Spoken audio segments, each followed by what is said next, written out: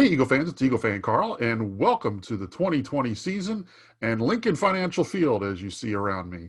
No, seriously, it's good to be back after a hiatus. I sort of got burned out with the show last year, so just decided to take a break for the rest of the season and was debating about whether or not I wanted to sort of start this back up for this season or not. There's some things I want to try. I might be playing around with the format a little bit. I think I'm going to be going to some shorter videos rather than such long ones. So let me know what you think as we're going through the season. Let me know if you like that, if you like the old format or whatever. Like I said, I just want to try some different things and see how it goes. But today's going to be a little bit more of an informal video. I just want to sort of talk a little bit about the 2020 season and specifically what's bothering me about this season. And there are a few things that are bothering me as we enter this season. I don't need to tell you that this has been one of the craziest years probably of any of our lives. No one certainly could have expected that we'd be sitting here in September after having the coronavirus start the quarantine in March. And it seems like March has just never ended. So it's obviously been a strange year. And that's led to some strange things as it relates to sports. Obviously, there was months that we didn't have sports at all. Now that sports have come back, we've got baseball, but no fans, except for cardboard cutouts. We've got hockey and basketball playoffs in August and September, which just seems bizarre. And of course, we've got the start of the NFL season, which many wondered if it was even going to happen. But obviously now, as we're on the doorstep of the season, it almost certainly looks like it's going to happen. But then there's the question whether or not the season's going to finish. If suddenly there's a COVID outbreak among the players, that could potentially really become a problem as it relates to the rest of the season. But for now, I'm just going to go ahead and jump into the season as it is and enjoy it for what it is. But that does lead me to some things that are bothering me about this particular season. One of the things that's bothering me about this season is the inconsistent rule about fans. As you see around me, I'm in Lincoln Financial Field with an empty stadium, and there's no fans there. And that's the way it's going to be for the Eagles games, at least for the beginning of the season. They've made the pronouncement that they are not going to be allowed to have fans at the link, which honestly, as someone who does work in public health, I think that that's the right decision. I think that it's too dangerous at this point without a vaccine to have large gatherings of people where potentially the disease could spread. And as a result, I back what the city and the state want to do in keeping fans from the stadium. I think it's a bummer for fans, but I certainly understand it, and I think it's the right decision.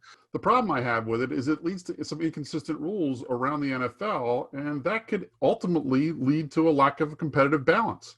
Right now, it looks like the Dallas Cowboys are going to have fans at their games, and that can produce a real difference in games. Now, it might not for some fan bases, but it certainly would for the Eagles. And I think the Eagles are going to miss their home fans. It's going to be interesting to see in games where there are fans versus aren't fans, if there is a difference in home and away winning percentages. And it's also going to be interesting to see if that makes a difference, between teams that have fans and teams that don't. But I do think it could lead to a lack of competitive balance. And frankly, Roger Goodell needs to step in, and he needs to tell teams, listen, for the first part of the season, we're not going to have fans at games until we can have fans at all our games. And he doesn't want to stand up to Jerry Jones. And in my mind, I think he's just being a little wimp about it. But you know what? Sometimes that's what you're paid to do. You're paid to be the broker between the owners, because the owners are never going to come to an agreement on this. So as the commissioner, you just got to step in and tell Jerry Jones, he can stick it in his ear if he doesn't like it, but he's not going to be allowed to have fans at games this year because it just creates a competitive imbalance as it relates to the rest of the league. So that's one of the things that's bothering me about the season coming up. The other, I debated whether I wanted to get into this, but I think I sort of have to. Here we go. I have a problem with the Eagles and their draft.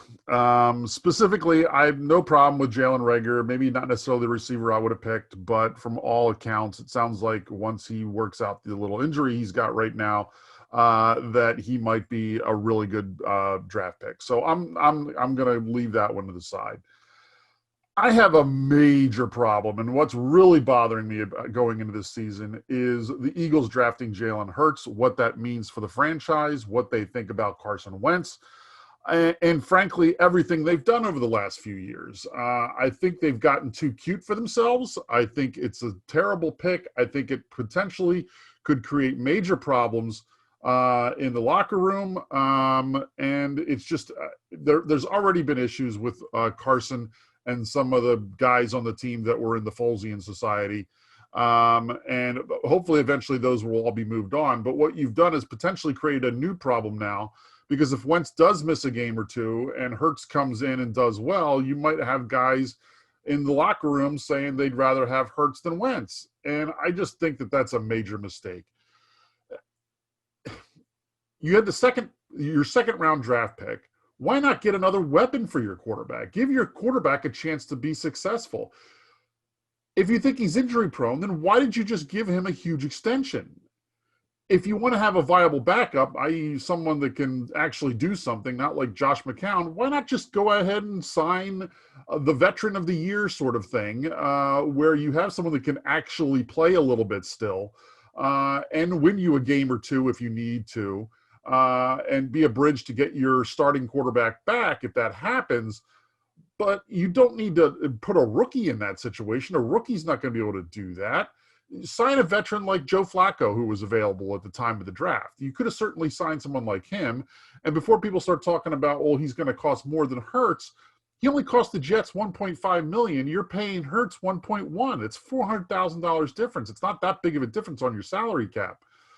I've heard the gadget arguments. Oh, he's going to be like Taysom Hill down in New Orleans, that, you know, they're going to be able to use him for gadget plays and all that kind of stuff. You don't waste a second round pick on a guy who can do gadget plays. The Saints got Taysom Hill as an undrafted free agent.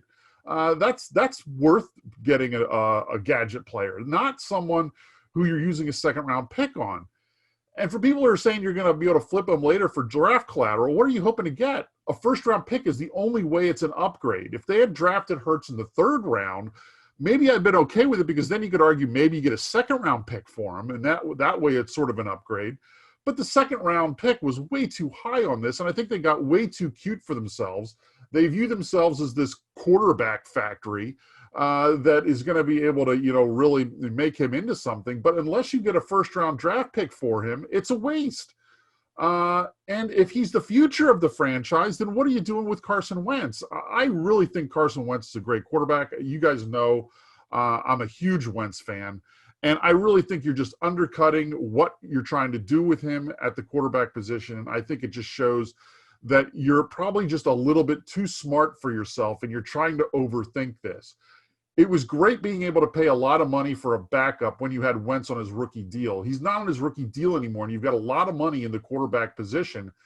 The only way that you're going to be able to do something to still have someone viable in the backup role is to sort of have that veteran of the year, and you just sign a new one every year. You could have signed, like I said, Flacco for 1.5 and kept him on the roster for this year. Next year, you get the next guy who's sort of at the end of his career and can still win a game or two for you if you need him to, but isn't going to be trying to take over the team and get a starting job. The other thing it does is I think it does a disservice to Jalen Hurts and what he could potentially do with his career. I mean, he has an opportunity to actually be a decent player in this league, and now you've sort of put him in this situation where he's not going to have that opportunity if things go well. If everything goes well for you and Wentz stays healthy, Hurts probably doesn't see the field this year, except for maybe a gadget play here or there. And it's really not fair to Wentz. It's not fair to Hurts. And I just think you did your whole team a disservice by using a second-round pick when you could have gone out, gotten another weapon. You could have gotten a defensive player, which you desperately need, like an edge rusher or something like that. And I think you just wasted that pick by trying to get too cute with it. So there you go. Ran over on the quarterback situation and what they did with that draft pick. Maybe I'll look back on this and I'll see that I was wrong, but something tells me that's not going to be the case. And we're all going to be sitting there saying, yeah, that was a huge waste of a draft pick. So let's talk about the final thing that's bothering me about this season, and that is just the fact of all the injuries we've had so far. I mentioned Rager already, but the real issue, of course, is the offensive line. You've got two of your starting guys that that you were the offensive line that you anticipated being your starting offensive line. Two of those guys are now down. And you've got another guy that you brought in who's a Hall of Famer, who's at the end of his career, might not be able to make it through a full season. You're having him change positions, but but because of that, you paid him less. And now you want him to move to the position he originally played because now that guy got hurt and he doesn't want to play there for the amount of money you're paying him. And I don't want to get into that whole contract issue because that could be a whole video in and of itself. But the problem is you've got an offensive line that's beat up regardless. And even if Jason Peters plays well at right guard or left tackle, either one of those spots, I'm still worried whether or not he's going to play for 16 games. And the guys that you've got there, it's just problematic. And I know this isn't necessarily anything that's the Eagles' fault. You can't necessarily always anticipate what's going to happen with injuries. But I do have concerns about what this means for the season. I'll get into more about this when I do a prediction video for the season later, but it could really affect, I think, how this season goes, and it is going to play a huge impact on the prediction I make for the Eagles this season because it really has me concerned. So there you go. That's what's bothering me about this season. My plan, like I said, is to put a prediction video up sometime this weekend, so be on the lookout for that. Let me know what's got you bothered or excited about this season, and leave those in the comments below. Let me know what you think as we go through the season. Do you like a format where I'm just sort of more ranting and stuff like that, or do you like when I get into all the stats and all that kind of stuff? So let me know what you think in the comments below. It's good to be back, and until I check in next time, fly Eagles fly.